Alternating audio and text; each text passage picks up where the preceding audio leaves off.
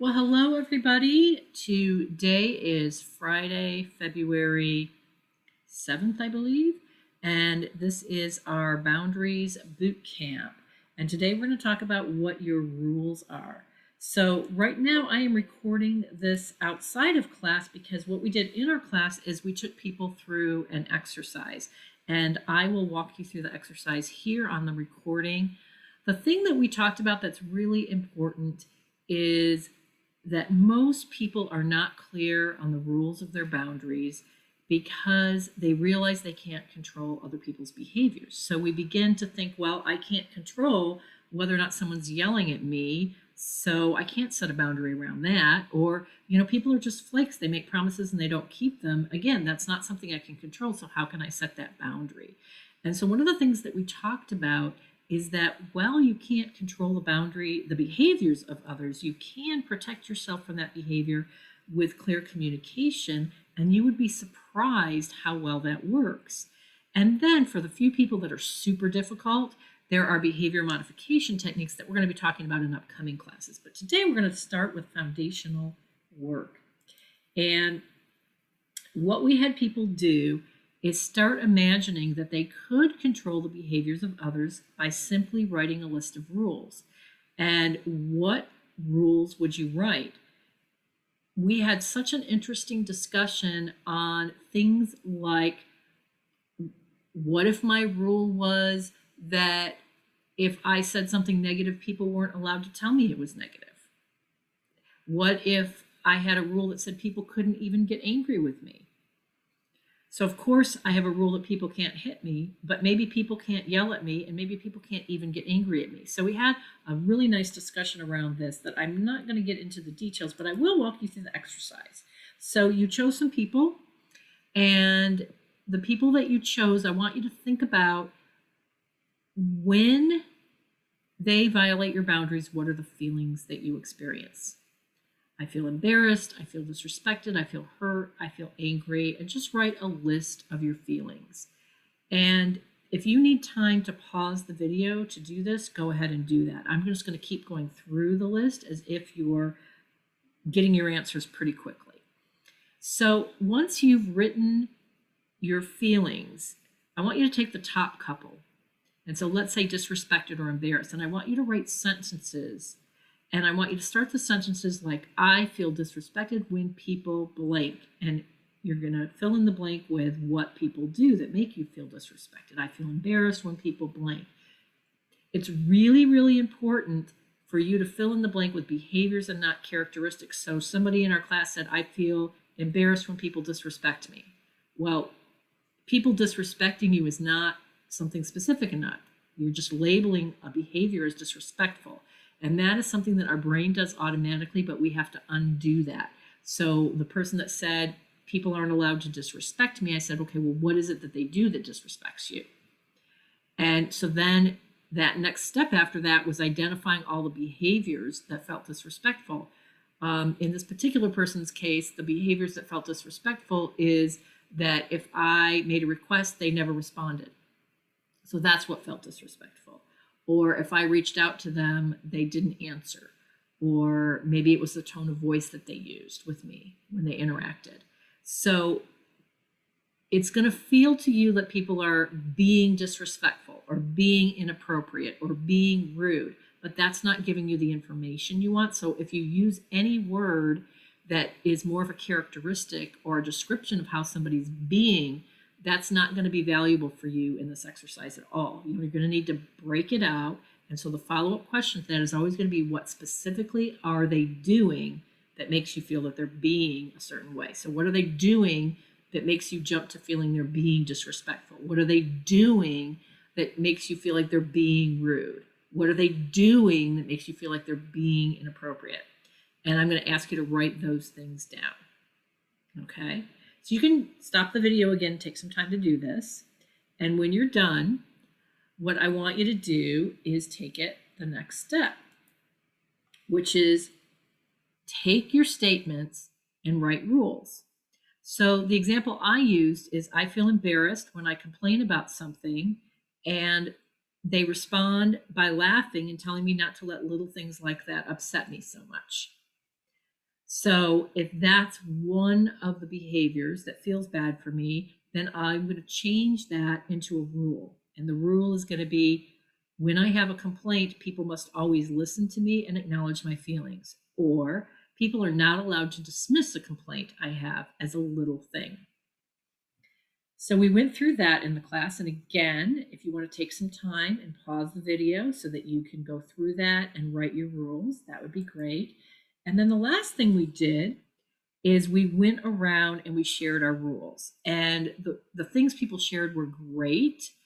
And I'm going to try to remember some of the things that people said because it was a really valuable exercise. We kind of played a game. We all went around and we each shared one of our rules, and we went around a few times around the room till people were out of rules. But the idea is you get to steal. So somebody else's rule might be really great. And so, you can use that rule too if it makes sense to you. So some of the rules were people aren't allowed to dismiss me when I have a complaint. People aren't allowed to not respond to me when I ask them a question. If I'm having a conversation with someone and I'm trying to explore an issue with them, people aren't allowed to evade the issue. They need to address the issue directly. Now, some of these things may seem impossible, and that's okay. The idea is that you want to pretend that you can control people's behavior, pretend that you're allowed to have any rules that you want in order to get the clarity on your rules. So if you're with a group doing this, it's kind of fun to go back and forth and share the different things that you come up with. It's really, really important to know your rules because if you don't know your rules, your response to somebody when they cross your boundary is very different from your response to somebody when you know your rules. And it may surprise you, but you honestly don't have to put as much energy into standing up for yourself as you think you might. What knowing your rules does is it gives you a firmness and a calmness that people tend to listen to, as opposed to when you don't know your rules, you tend to respond with confusion and hesitancy. So, for example, one of the examples from the class today is somebody said, people aren't allowed to invite themselves over to my house or to tell me that I'm going to be the host of our family gathering. And so if she hadn't had that rule, then what would happen is she's sitting with her family and everyone's having fun. And then they say, okay, we're all going to go over to your house because you have the pool. And so you're going to have the pool party. She might smile. She might say hem and ha. She might say, okay, but she wouldn't know what to say because in her mind, it would be, well, maybe I should host the party because I'm the one with the pool. Maybe I'm not being a good family member, a good sister, a good mother, a good whatever I am if I don't agree to this, because there was never any thinking about it before. But now imagine the same situation occurs and you're very clear that nobody gets to invite themselves over. Then same thing might happen. You're in your family gathering and somebody says, oh, you have to have the party because you have the pool and we'll just all come over to your house. And then you will say without negative energy, and this is the difference, you'd say, well, I am happy to have a party at some point, but I want you to check with me to see if it's okay with me first. I don't want people to just invite themselves over. I have to think about whether or not that's convenient for me. And that would be heard and received because there's nothing negatively charged about it.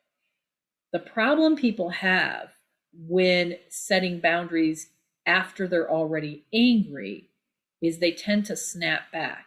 And because the people who are saying the things, they don't realize it's a big deal and they don't realize they're upsetting you.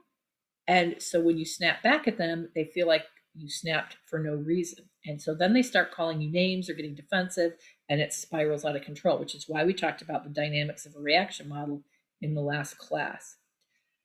Clarity is powerful. When you're crystal clear on what is and is not okay with you, you automatically behave differently and you don't tend to use a charged tone of voice. You tend to just say, wait, that's not okay. We gave so many examples. I talked about how I told A member of my family, that they're not allowed to call people names in my house. And if I hadn't thought through that in advance, I might have been really angry about them calling people names, and I might have had an edge to my voice. But instead, I just said, I have a reaction. I feel like you're being mean, even if the person's not here, and it just really affects me negatively. So I don't want anybody to call anybody else names in this house or when around me. You can do it some other way, but not around me. And it got listened to and responded to right away. So the other thing we did in the class is we had people go around and share stories of when they had successfully set boundaries. And story after story after story were these really mild examples where people just said, this is not okay with me. And immediately the person followed the rule. So when you say your rules, people tend to follow them. The reason we don't say our rules is because we don't realize that we even have rules. And sometimes we don't realize that we have the right to have rules. So that subtle shift in your stance, tone, and energy when people cross a line tend to cause them to back off or shift gears or pay attention to your rules usually. Often, with almost 80% of the people, just that will do the trick. Now, I know many of you are saying, well, wait a minute, I've got this really difficult person, and no matter how many times I tell them this is not okay with me, they're still going to do it. And yes, there are people like that.